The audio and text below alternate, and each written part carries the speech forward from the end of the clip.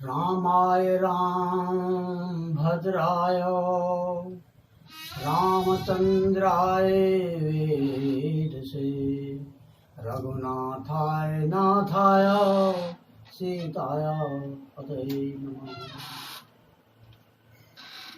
श्री रामचंद्र जी की जय। भगवान श्री राम जी सबकी रक्षा करें। सज्जनों, आज बड़े सौभाग्य का वर्ष है। लगभग 500 वर्ष पूर्व से हमारे देश के नागरिक इस धरती की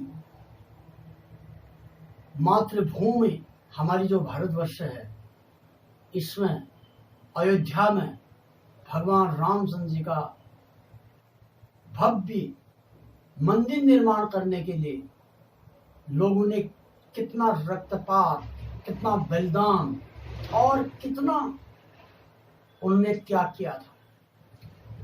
मैं सर्वप्रथम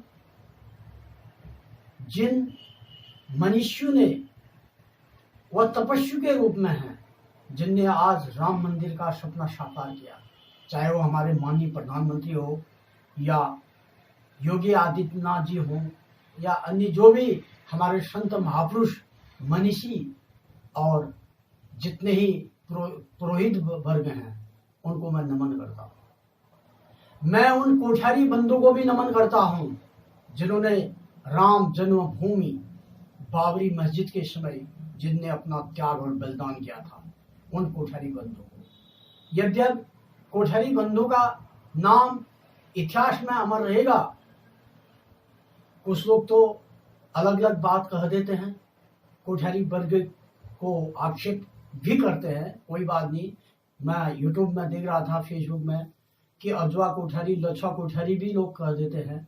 मैं इसलिए नहीं कह रहा हूँ कि हम कोठारी कुल में हमने जन्म लिया है, मैं इसलिए कह रहा हूँ कि आप उन चीजों को देखिए कि कोठारी बंधु ने जो त्याग किया है आज, आप उसको मानिए, जिसका उल्लेख है, जिसको सारी देश की धरती, सारे देश के नागरिक जिसको प्रत्यक्ष देख रहे हैं। यह तथाकथित कोई हास्यास्पद जो आप लोग यूट्यूब में या फेसबुक में देते हैं, इसका कहीं कोई आदि यदि आपके पास उल्लेख है तो आप बताने की कृपा करें। जो चीज उल्लिखित है, जब कोठारी बंधु ने बलिदान किया तो वो उल्लिखित भी है, उसको सारी धरती जानती है, सारा विश्व जानता है, सारा राष्ट्र जानता है, सारे ऋषि मुनि जानते हैं। इस चीज को हमें भुलाया नहीं जा सकता। हमें मानसिक अपने विचारधारा को बदलनी होगी। भगवान राम जो कि मर्यादा पुरुषोत्तम रहे, जिनने आज अपनी शक्ति दिखा दी, तभी राम मंदिर बना।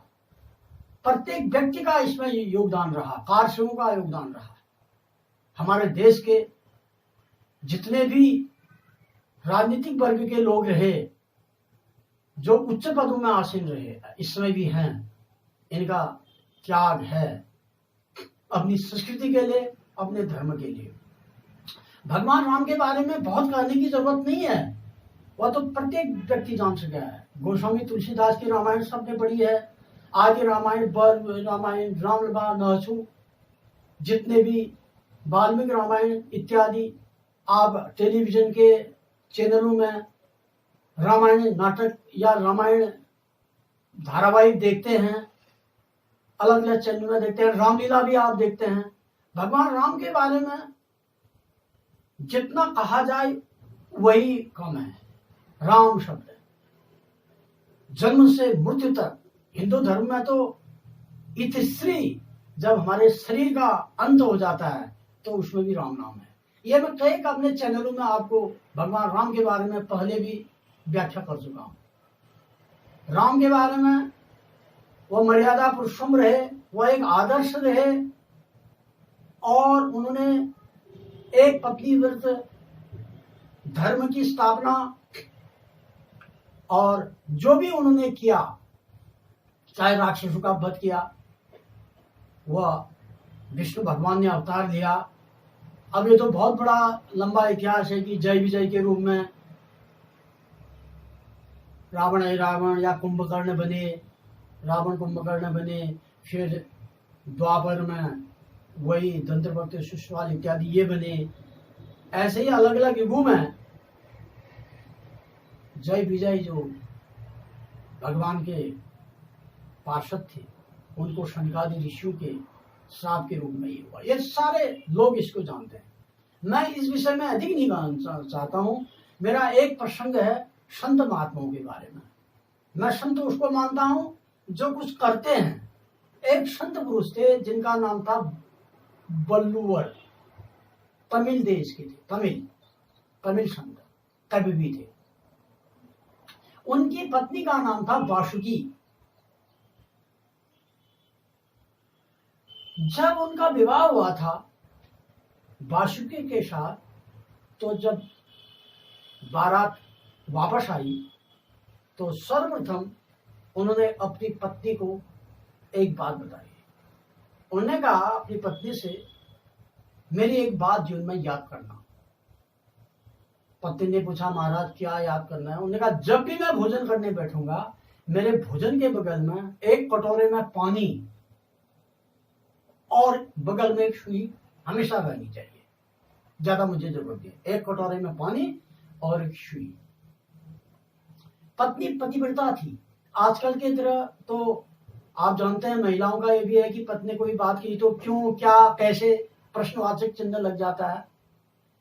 पानी क्यों रखना है या कैसे रखना है या क्या करोगे, ये बात न कहते हुए पत्नी का यही धर्म है कि पति जो है उसका विष्णु, पति माने जो रक्षा करता है, जो मोह पति राखो लाज, जो लाज रखता है, पति रखता है, उसको पति कहते हैं। भगवान विष्णु के रूप में पति भी है। भगवान कृष्ण सारे संसार के पति, विष्णु सारे संसार जगत पति हैं। तो पति का कहना, जो आज्ञाकारिणी स्त्री होगी वो पति के वशीभूत रहेगी। तो रोज उनका नियम था कि वो अपने पति के भोजन के समय एक कटोरा पानी और सुई वहां पर रख देती थी।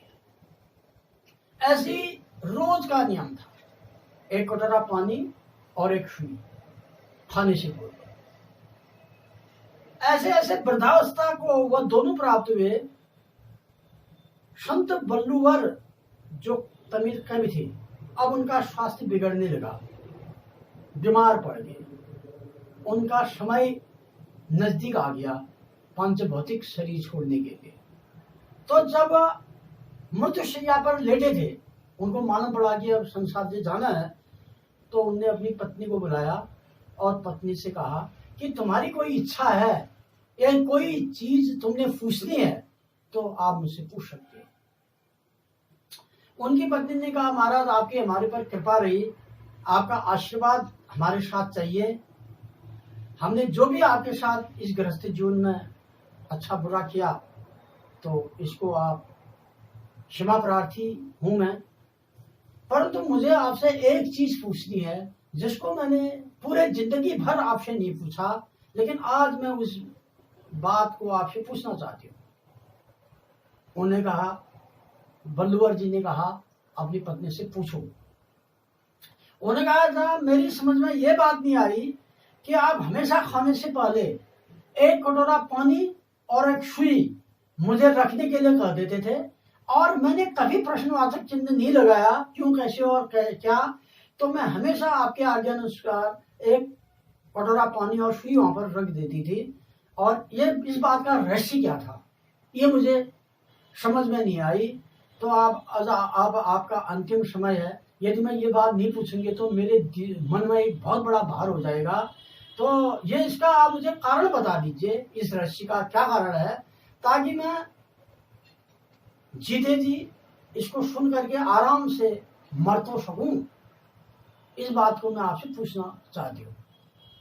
तो बल्लूवर महाराज ने कहा, देवी ऐसा है, आप ने मुझसे जो प्रश्न पूछा ये वास्तव में पूछने लायक है। मैं अपने भोजन करने के समय एक सुई और एक कटोरा पानी हमेशा आपसे रखवाया था, और आपने ये पालन किया और पूछा नहीं। अंतिम घड़ी में आप मुझसे पूछ रही हो, इससे बड़ा आज्ञाकारिणी स्त्री का और क्या गुण हो सकता है। अब मैं बता देता हूं। जब आप चावल बनाती थी, जिसको भात कहते हैं, भात जब चावल बन जाता है तो उसके शीते होते हैं और पानी। तो मेरा ये था कि आप जब भोजन परोसोगे और भोजन परोसने पर मेरी थाली में आप भोजन डालोगे, तो उसमें अगर जब चावल का एक शीता जमीन में गिर जाएगा तो मैं आपसे उसमें नहीं कहूंगा ये क्यों गिरा करके। मैं उस सुई से उस चावल के शीते को उठाऊंगा और कटोर के पानी में जो धोने के लिए रखा है उसको धो करके उसको खाऊंगा।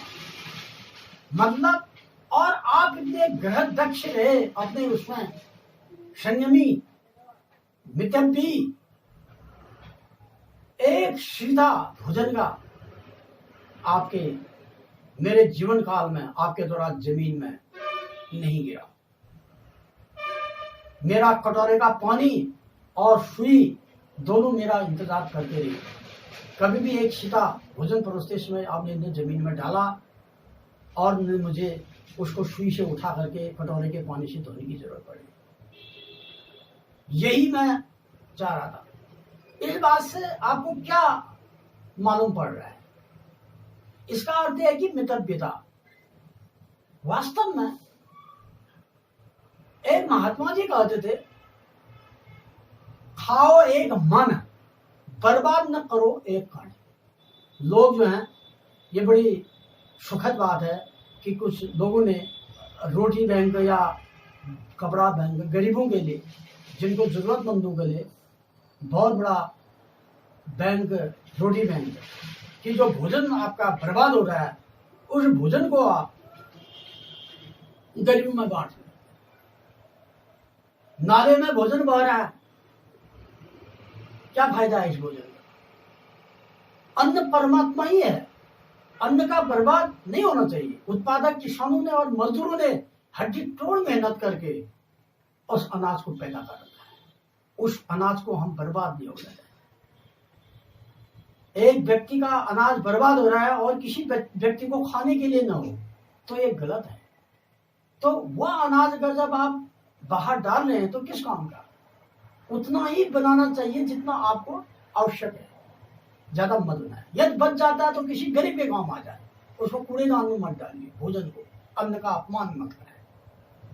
मैं देखता हूं कि लोग पानी का नल खोल देते हैं और बाहर चले जाते हैं फिजूल बात करने के लिए। अब पानी बहता रहता है। जल संचय जीवन संचय, मितव्यता होनी चाहिए। क्या फायदा है पानी आप बहा रहे हो, किसी और के काम लग जाएगा। वैसे गैस सिलेंडर जला ली तो आप बाहर चले गए, खोल और दूध रख दिया और चाय उबलती जा रही है और गैस का बर्बाद हो रहा है। ये भी क्या काम? वह गैस का भी बदल, ईंधन बचाए। किसी गरीब के लिए नियंत्रण में रखें उसको। किसी गरीब को नहीं मिल रहा है और आपको इतना है। वही ऊर्जा, आप देखिए लोग पंखा खोले और बाहर बैठे हैं, कूलर खुल रहा है बाहर बैठे हैं। ऊर्जा बचाए, देश बचाए। माने कि संयम, खर्च उतना ही है। ठीक है, आपकी आवश्यकता है, भोजन आप बनाइए, लेकिन मितव्यता, ये नहीं कि वो कोई कंजूस थे, कृपण थे, ये नहीं था। सुई का उद्देश्य था कि आप पके हुए भात के शीते को उठाएंगे और उसको धो के खाएंगे और पानी से धो करके। तो ये हमारे संयम की बात है। हर व्यक्ति को संयमी होना है। हमारे संत पुरुषों ने हमको ज्ञान दिया। भगवान राम क्या थे? ये भी तो मर्यादा में ही रहे, 14 वर्ष तक रहे तो वन में रहे। भरत ने उतना आग्रह किया नहीं, मैं माता पिता की आज्ञा को नहीं टाल सकता। राजा के पुत्र होने पर एक बैरागियों की तरह से जंगलों में रहे। ये क्या था? ये हमारा मर्यादाएं हैं। हमें राम से शिक्षा लेनी है, हमें संत पुरुषों से भी शिक्षा लेनी है। संत पुरुष भी अध्यात्म से जुड़े हैं, इनका जन्म भी परोपकार के लिए होता है। आप देखिए इतना कोरोना महामारी आई है, लोग मर रहे हैं बीमारी से, अन्न की इतनी कमी है। हमारे माननीय प्रधानमंत्री जी ने नियंत्रण करके कई गरीबों के लिए चावल और गेहूं की आपूर्ति की है। ये कहां से आया? किसान ने पैदा किया, उत्पादक किसान और श्रमिक। तभी तो हमारा देश इस समय इस कोरोना महामारी के भूखमरी से जीवित है। बहुत ये सोच की बात है। कुछ हमारे फाउंडेशन ऐसे हैं, प्रेम जी फाउंडेशन है, अक्षय फाउंडेशन है और हंस फाउंडेशन। मैं देख रहा हूं कि हंस फाउंडेशन हमारे उत्तराखंड की धरती में भोले जी महाराज और मंगला माता जी और श्वेता राव, इनने कितना गरीबों के लिए अपना योगदान दे रखा है। दवाइयां, मास्क और उसके बाद गरीबों के लिए इस महामारी में खाद्य सामग्री, भोजन की। नमस्ते इंडिया, ये क्या है? ये कौन है प्रेरणा देने वाला? ये भगवान राम जी की तो कृपा है। भगवान राम जी के रूप में कोई भी पुरुष इस संसार में जन्म ले सकता है जो मर्यादा और परोपकार को समझे। भगवान राम और भगवान किसी भी रूप में जन्म ले सकते हैं। यदा यदा हि धर्मस्य ग्लानिर्भवति भारत अभ्युत्थानम धर्मस्य तदात्मनः। ये धर्म की स्थापना करी है। कोविड-19 लोग मर रहे हैं जो उनके लिए योगदान दे रहे हैं। क्या ये देश की स्थापना धर्म की स्थापना नहीं है? धर्म आप किसको कहते हैं? एक व्यक्ति मर रहा है, रोटी कपड़ा मकान शिक्षा चिकित्सा सेवा उसकी पूर्ति आप कर रहे हैं। कराने वाला चाहे कोई और है, लेकिन आप निमित्त मात्र है। तो इससे बड़ा योगदान आपको क्या हो सकता है? क्या ये राम की कृपा नहीं है हमारे देश के अंदर? सब ये भगवान की कृपा है। ऐसे लोगों को मैं नमन करता हूं। भगवान रामचंद्र जी के साथ ऐसे लोगों का जिक्र आना चाहिए। दुष्ट के साथ सज्जन का क्या मतलब? राम हमारे आदर्श रहे, जिनने मर्यादा पुरुषोत्तम जिनको कहा गया है प्रत्येक क्षेत्र में। हमारे संत पुरुष हमारी रीढ़ की हड्डी है। ये संत पुरुष हमारे प्राण हैं। अगर जब संत नहीं रहते तो हम भी नहीं रहते। बहुत बहुत धन्यवाद ऐसे संत लोगों को, ऐसे फाउंडेशनों को और ऐसी संस्थाओं को, जितने भी एनजीओ हैं जो सरकार को मदद कर रहे हैं, समाज को मदद कर रहे हैं। इस धरती में ऐसे ऐसे संत पुरुष अभी भी हैं। उत्तराखंड में तो है ही। उत्तराखंड तो ऋषि मुनि की भूमि है, तपस्या भूमि है। यहाँ तो संत पुरुषों ने जन्म लेना ही है। ये तो ऋषि मुनियों की भूमि है, इसमें कोई आश्चर्य बात नहीं। यहाँ तो देवता निवास करते हैं। उत्तराखंड अस्तित्व श्याम दिश देवतात्मा हिमालयो नाम नगाधिराधो। ये तो ऋषि मुनियों की भूमि है। इसमें जितने भी मनीषी हैं, कालिदास इत्यादि जितने भी हैं, जितने भी यहाँ पर विद्वान पुरुष रहे, ये सब की पूरी भूमि रही, तपस्या भूमि रही। गुरुद्वार में प्रणव आश्रम इसका जीता जागता उदाहरण है। तो मैं इस धरती को प्रणाम करता हूँ, भारत माता को प्रणाम करता हूँ, प्रभु राम जी को प्रणाम करता हूँ, यहाँ के सारी देवी देवताओं को प्रणाम करता हूँ और इसके साथ ही हमारे देश के उन संत महापुरुषों को प्रणाम करता हूँ, जिन संत महापुरुषों की वजह से ये धरती टिकी हुई है। ये किसी भी धर्म संप्रदाय में हो सकता है संत पुरुष, मजे ये नहीं है। कुछ ऐसे धर्म भी हैं जिसमें भी लोगों ने सज्जनता की, परोपकार किया। हिंदू लोगों के अलावा मोहम्मद साहब का उदाहरण लीजिए। मोहम्मद साहब का क्या था? परोपकार और दया। चाहे वो हमारे धर्म से बाहर थे, कोई दिक्कत नहीं है, लेकिन जाना तो ईश्वर के ही साथ है, सबको ही तो जाना है। तो एक बार वो गए, उनकी लड़की का नाम था फातिमा। एक बार अपनी पुत्री से मिलने चले गए, उसकी शादी हो गई। तो गए तो अंदर देखा उनकी पुत्री जो है सोने और चांदी के कड़ों को हाथ में पहने हुए रेशमी पर्दों को लगा करके और मखमली पलंग में बैठी हुई है। तो जो ही मोहम्मद साहब ने पर्दे में देखा तो अंदर से झांका तो सीधे बाहर लौट गए, नाराज होकर चले गए। तो फातिमा को लगा कि मेरे पिताजी मेरे पास मिलने आए और क्यों चले गए। देखा तो किसी बगीचे के नीचे, किसी पेड़ के नीचे बैठे हुए हैं। तो फातिमा ने अपने बच्चे को भेजा कि तुम्हारे नाना जी आए थे, ये आए और एकदम क्यों चले गए। तो बच्चा नाना जी के पास गया तो अपने नाना जी से पूछा, नाना जी आप हमारे घर में आए और एकदम आप पर्दा से आपने झांका तो आप सीधे चले गए, क्या कारण है। तो मोहम्मद साहब ने कहा कि मेरे देश के, समाज के हजारों लोग सड़क के किनारे फुटपाथ पर नंगे और भूखे सो रहे हैं। उनके पास खाने के लिए एक अन्न का दाना नहीं, पीने के लिए पानी नहीं, पहनने के लिए वस्त्र नहीं, रहने के लिए दो गज जमीन नहीं, छत नहीं, भूखे प्यासे बेचारे। और मेरी जो पुत्री है वह मखमली पलंग में सोने और चांदी के कड़े पहन के बैठी हुई है। धिक्कार है मेरे जन्म को कि हमने ऐसे संतान को जन्म दिया है। क्योंकि मोहम्मद साहब दया उनके अंदर थी। वह चाहते थे कि प्रत्येक नागरिक समाज का कम से कम रोटी कपड़ा मकान तो रहे। तो इसलिए मुझे बड़ा दुख आया, तो मैं ऐसा नहीं देख पाया। तो बच्चा आया, उसने अपनी माँ को कहा कारण कि नाना जी क्यों वापस गए। तो उसी समय फातिमा ने अपने सोने चांदी के कड़े उतार के और रेशमी पर्दे उतार करके जो भी मखमली उसको बाहर किया और जो भी उसने आभूषण इत्यादि पहने थे वो बच्चे को दे और नाना जी को दे दिए। और नाना जी ने उसको बेच करके गरीबों के रोजी रोजी का उससे जो है गरीब में बांट करके उसका गुजारा किया। ये होता है धर्म।